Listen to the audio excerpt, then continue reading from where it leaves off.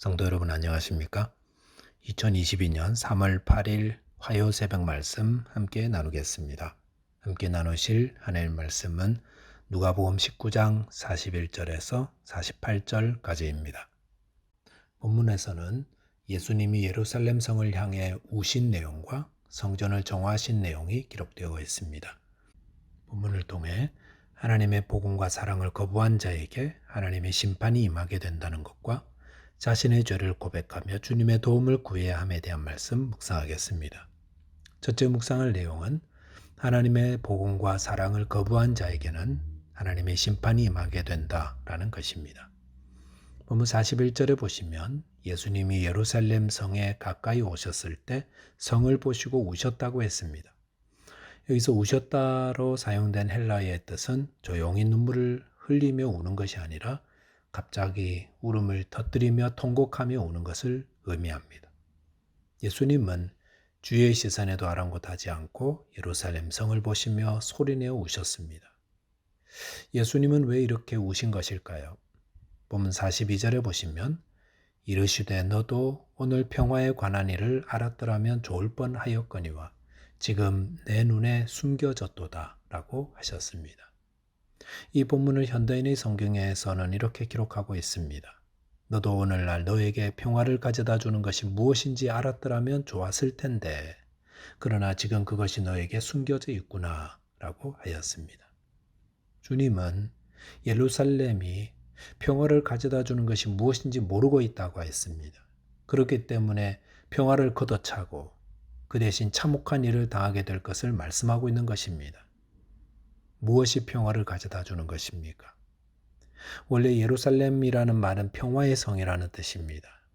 그런데 이름을 평화의 성이라고 짓는다고 평화가 오는 것이 아닙니다. 평화란 어떻게 옵니까? 그것은 하나님을 경외하며 하나님의 말씀대로 살아갈 때 하나님이 평화를 허락하시는 겁니다. 하지만 예루살렘 백성들은 하나님의 말씀을 떠난 자가 되므로 평화를 떠나게 되었습니다. 그럴 때마다 하나님은 그들에게 선지자들을 보내셔서 평화의 길로 돌아오도록 권면하셨습니다. 하지만 그들은 이를 거절하였습니다. 하나님이 평화의 왕이신 예수 그리스도를 보내셨을 때에도 이들은 그 평화의 왕마저도 거절하고 오히려 그분을 십자가에 못 박아 죽였습니다. 그러니 이들에게 임할 진노는 얼마나 큰 것입니까? 그렇기 때문에 예수님은 예루살렘 성을 보시며 그토록 소리내어 우셨던 것입니다. 본문 43절에 보시면 날이 이를지라 내 원수들이 토둔을 쌓고 너를 둘러 사면으로 가두고 라고 하였습니다. 예수님은 날이 이른다고 했습니다. 그것은 예루살렘 성이 멸망할 날을 의미합니다. 예루살렘 성은 AD 70년 로마군과 항전했었는데 당시 로마군은 예루살렘 성을 항복시키기 위해 성 주위를 흙으로 담을 쌓고 포위시켜 고립시켰습니다. 그 결과 성 안에 무수한 사람들이 기근으로 희생되었습니다. 본문 44절에 보시면 또 너와 및 그 가운데 있는 내 자식들을 땅에 메어치며 돌 하나도 돌 위에 남기지 아니하리니 이는 내가 보살핌 받는 날을 알지 못함을 인함이라 하시니라라고 하였습니다. 여기서 땅에 메어친다 라는 의미는 예루살렘 성이 함락되었을 때 잔혹한 살육이 일어나게 될 것을 말하고 있습니다. 돌 하나도 돌 위에 남기지 않는다는 것은 그 예루살렘 성과 그 안의 성전이 철저히 파괴될 것을 뜻하는 겁니다. 예수님은 예루살렘이 보살핌을 받는 날을 알지 못한다고 했습니다. 보살핌을 받는 날이라는 말은 하나님이 찾아오신 날을 의미합니다. 예루살렘 사람들은 그들의 구원자인 예수님이 그들을 찾아오셨지만 그분을 배척하고 십자가에 못 박았습니다. 그러므로 그들에게 임할 것은 처참한 살육과 심판이었던 것입니다. 이 예루살렘에 임한 하나님의 심판은 복음을 거부한 모든 인류가 당할 심판을 보여주고 있습니다. 하나님의 사랑과 복음을 거부하는 자들에게는 예루살렘 성에 당한 것과 같은 동일한 심판이 임하게 될 것입니다. 그러므로 주님이 예루살렘 성을 향해 탄식하며 우셨던 것처럼 우리도 함께 우는 자 되어야 합니다. 그리고 그런 자들에게 계속해서 복음을 전하며 구원을 얻을 수 있도록 기도하는 자 되어야 하겠습니다. 둘째로 묵상할 내용은 자신의 죄를 고백하며 주님의 도움을 구하는 자 되어야 한다는 겁니다. 본문 45절에 보시면 성전에 들어가사 장사하는 자들을 내쫓으시며라고 하셨습니다. 예루살렘 성에 들어가신 예수님은 성전에서 장사하는 자들을 내쫓으셨습니다.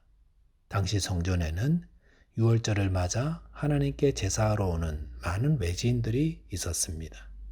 이들은 먼 거리에서 여행해 오기 때문에 제사에 사용할 제물을 직접 가져오기보다 예루살렘에 도착하여 구입하는 편을 택했습니다. 그리고 성전 안에는 소나 양이나 비둘기를 파는 자들이 상주하여 있었고 이들을 통해 제물을 사려는 자 또 팔려는 자들로 인해 성전 안은 시장터를 방불케 했다 할 수 있습니다. 또한 이들 장사꾼들은 그들이 얻은 이익의 일부를 제사장들에게 상납했고 제사장들은 그 대가로 이 상인들을 통해 구입하지 않은 제물에 대해서는 부정하다고 판정하므로 결국 이들 간에 부정적인 담합 거래가 이루어지고 있었던 것입니다. 성전의 주인이신 예수님이 이런 불법적인 거래들을 보고 격분하셔서 그들을 쫓아내신 것은 너무도 당연한 모습이 아니겠습니까? 본문 46절에 보시면 그들에게 이르시되 기록된 바 내 집은 기도하는 집이 되리라 하였거늘 너희는 강도의 소굴을 만들었도다 하시니라 라고 하셨습니다. 예수님은 이사야 56장 7절의 말씀을 인용하시면서 내 집은 기도하는 집이 되리라 라고 하셨습니다. 성전은 왜 세워진 것입니까? 그곳은 하나님을 경배하고 기도하는 목적으로 세워진 곳입니다. 성전은 하나님의 백성들이 하나님을 만나 교제하기 위해 모이는 곳이었습니다. 그런데 제사장들과 장사꾼들은 그곳을 기도하는 곳이 아니라 자신들의 주머니를 불법적으로 채우는 강도의 소굴로 만들었던 것입니다. 교회는 기도하는 곳이며 예배를 통해 하나님 만나는 곳입니다. 이것을 잊어서는 안 됩니다. 우리는 왜 교회에 모입니까? 교회를 통해 하나님을 만나는 영적 교제를 누리기 위함입니다. 그러므로 교회에 오셔서 가장 먼저 할 일은 하나님을 찾고 기도하는 것입니다.